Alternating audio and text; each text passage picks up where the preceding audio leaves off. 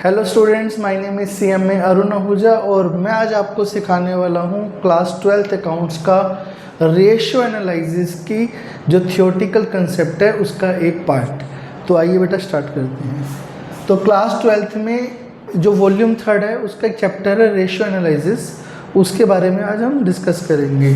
तो बेटे रेशियो जो होते हैं ना वो 4 टाइप के होते हैं, liquidity ratio, solvency ratio, turnover ratio और प्रॉफिटेबिलिटी रेशियो। 4 टाइप के मेन रेशियो होते हैं, उनके अंदर काफ़ी रेशियोज होते हैं। तो आज मैं आपको बेसिक सिखाऊंगा लिक्विडिटी रेशियो, जो पहला रेशियो है वो क्या है और उसके कितने टाइप्स हैं। तो लिक्विडिटी रेशियो जो होता है ना बेटा, उसको हम, ये जो लिक्विडिटी रेशियो होता है ये क्या मेज़र करता है, ये मेज़र करता है कि क्या कंपनी अपनी शॉर्ट टर्म लाइबिलिटी पे करने में एबल है या नहीं है। मतलब कोई कंपनी अपनी करंट लाइबिलिटी पे करने में एबल है या नहीं है, ये बताता है आपको लिक्विडिटी रेशियो। ठीक है। तो लिखा गया है मैंने, लिक्विडिटी रेशियो क्या बताता है, शॉर्ट टर्म सॉल्वेंसी, कि क्या कंपनी अपनी करंट लाइबिलिटी पे करने में एबल है या नहीं है। ठीक है। तो अगर आपको किसी कंपनी की करंट लाइबिलिटी की कैपेबिलिटी देखनी है कि क्या कंपनी करंट लाइबिलिटी पे करने में एबल है या नहीं है, तो आप उसका लिक्विडिटी रेशियो देखेंगे। ठीक है। ये 2 टाइप का होता है बेटा, करंट रेशियो और क्विक रेशियो। ठीक है। करंट रेशियो का अदर नेम होता है वर्किंग कैपिटल रेशियो। ठीक है। मतलब करंट रेशियो को हम क्या बोलते हैं, working capital ratio. Current ratio का फॉर्मूला होता है current assets upon current liability.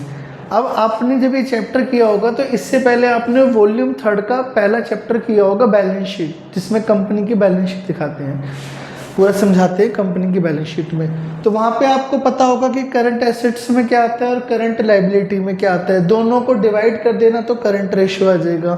ठीक है। तब भी मैंने आपके लिए कुछ जो मेन करंट एसेट्स और मेन करंट लाइबिलिटी हैं वो लिख दी है मैंने। ठीक है। जैसे करंट एसेट में आता है cash, bank, stock, trade receivable, prepaid expenses, accrued income. ठीक है। ट्रेड रिसीवेबल के अंदर जो आएगा ना बेटा, उसके अंदर 2 चीज़ें आती हैं, डेटर प्लस बिल रिसीवर। ठीक है। ऐसे करंट लाइबिलिटी के बारे में भी आपने बैलेंस शीट चैप्टर में पढ़ लिया होगा, जो वॉल्यूम 3 का पहला चैप्टर है।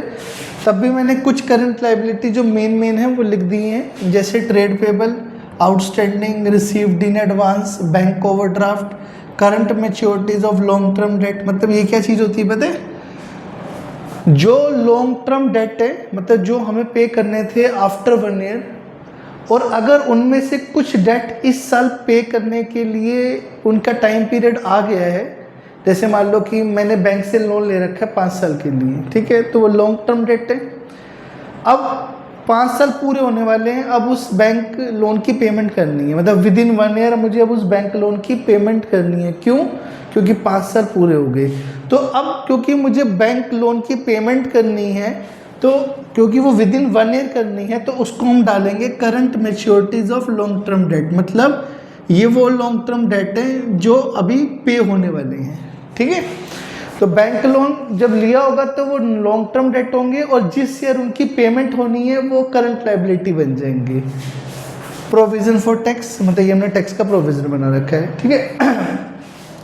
करंट एसेट, करंट लाइबिलिटी यहाँ पे डाल देना, डिवाइड कर देना, आपका करंट रेशियो आ जाएगा। करंट रेशियो का आइडल रेशियो होता है 2:1।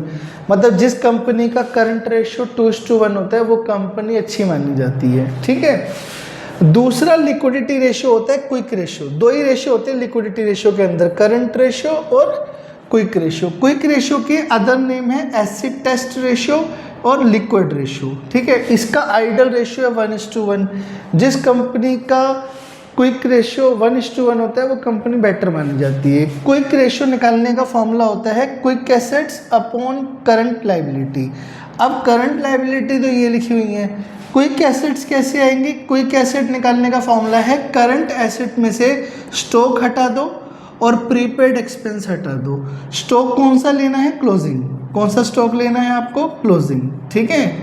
तो करंट एसेट में से स्टॉक और प्रीपेड एक्सपेंस अगर हटा देंगे तो क्विक एसेट आ जाएगा। क्विक एसेट जो होती है ना बेटे, वो करंट एसेट से भी ज़्यादा लिक्विड मानी जाती हैं। ठीक है। मतलब ये जल्दी कैश में कन्वर्ट हो जाती हैं।